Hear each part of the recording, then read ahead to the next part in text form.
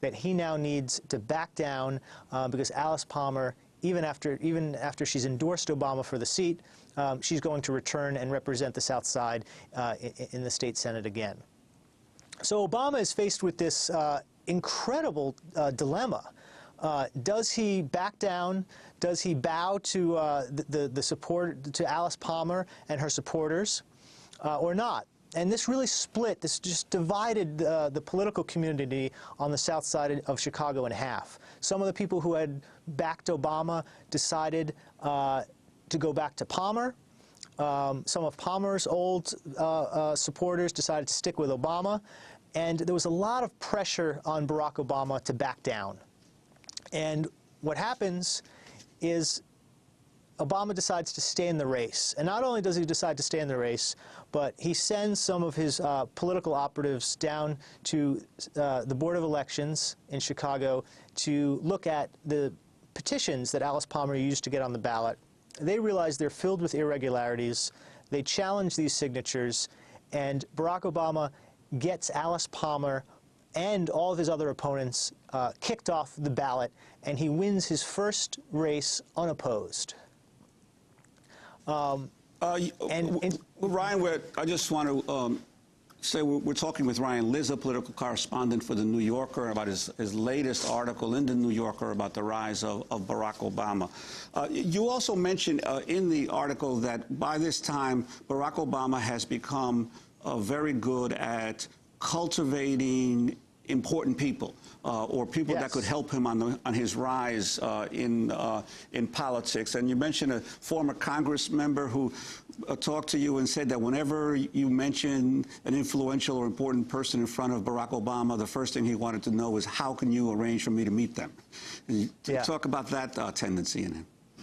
This comes up over and over again. I mean, you know, one of the points of this piece is I wanted to sort of write a political biography of this guy, right? I realized he was not born on stage in 2004, and I wanted to really explain how this guy operates in the sort of messy world of Chicago politics, and I think it's essential to understanding how he's gotten where he is.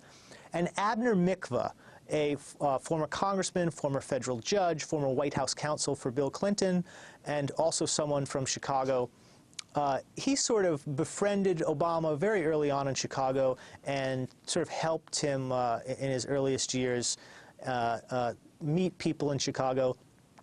And he talked about Obama as sort of the ultimate networker. And all politicians are networkers. All politicians, all the good ones, are famous for remembering everyone's name and sort of sussing out where the sort of levers of power are, where the sort of key influentials are.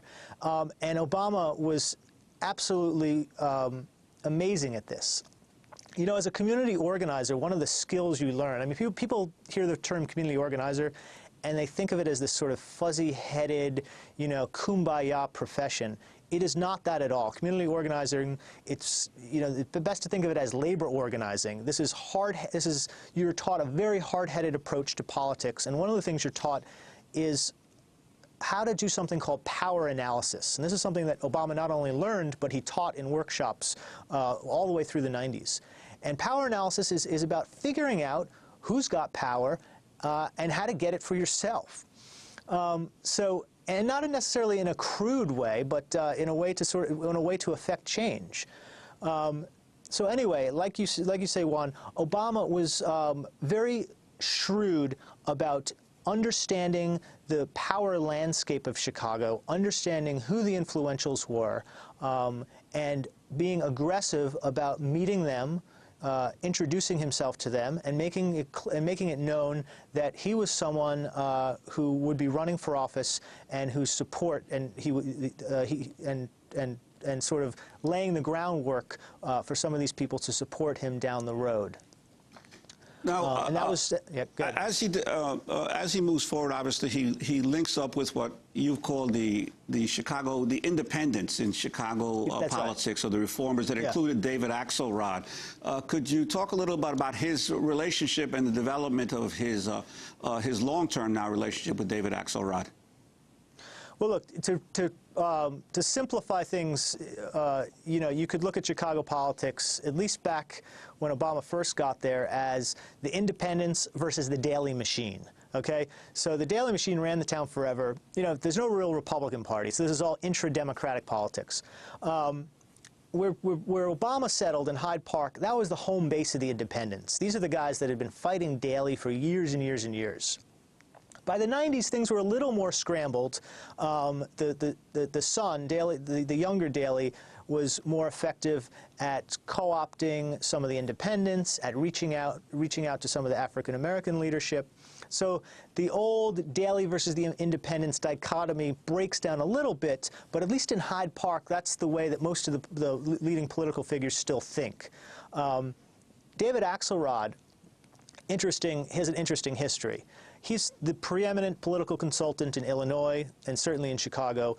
No one even comes close. He worked for Harold Washington, the great champion of the independents and the person who represented the independents' greatest success. Was originally a Chicago Tribune reporter, wasn't he, before that? Exactly, exactly. He actually went to the University of Chicago. He then wrote for a small community newspaper in Hyde Park called the Hyde Park Herald, and then he covered politics for the Chicago Tribune before eventually entering into politics himself. Worked for Paul Simon and then Harold Washington. But he then works for the younger Mayor Daley. So Axelrod is very unique in that he was a top consultant to both Harold Washington and Mayor Daley in the middle of the independence movement and in the middle of the great enemy of the independents, Richard Daley. So by the time, so Axelrod and Obama in those early years don't really know each other. At that point in the early 90s, Axelrod is a much bigger deal in Chicago politics than Barack Obama is. And they don't really link up until about 2002 when Obama decides to run for the U.S. Senate. And that was an incredible coup for Obama to get Axelrod on his side. It was a big multi-candidate primary. There were a lot of tempting. There was one wealthy candidate in there that Axelrod thought about working for, but eventually Obama lands Axelrod. And just by the fact that he had this sort of preeminent political consultant, it sent a signal to a lot of the donors and a lot of the political elite in Chicago that Barack Obama was a serious Senate candidate. Now, even before he hooks up with Axelrod, though, he makes his decision to run against Bobby Rush for the House of Representatives, and also then at that point, according to your article, realizes where his major base of support is, that it's not necessarily in the African-American community of Chicago at that time. Yes. That, you know, the 2000 race, I mean, the more I studied that race, the more I realized that that was the great turning point in Barack Obama's career. You know, and a lot of politicians at Obama's level have at least one loss that teaches them a lot. George W. Bush had a congressional loss in Texas where he was sort of identified as the outsider and not an authentic country boy, and he never made that mistake again. Bill Clinton had a devastating loss in Arkansas. Anyway, so the point is, one of the things he learned in that 2000 race against Bobby Rush, who's a former Black Panther and a real icon in the black community in Chicago, I think it was a very tough race. There was a lot of you know, Barack Obama, you're not black enough accusations thrown at him. And I think he came out of that race thinking that his natural coalition was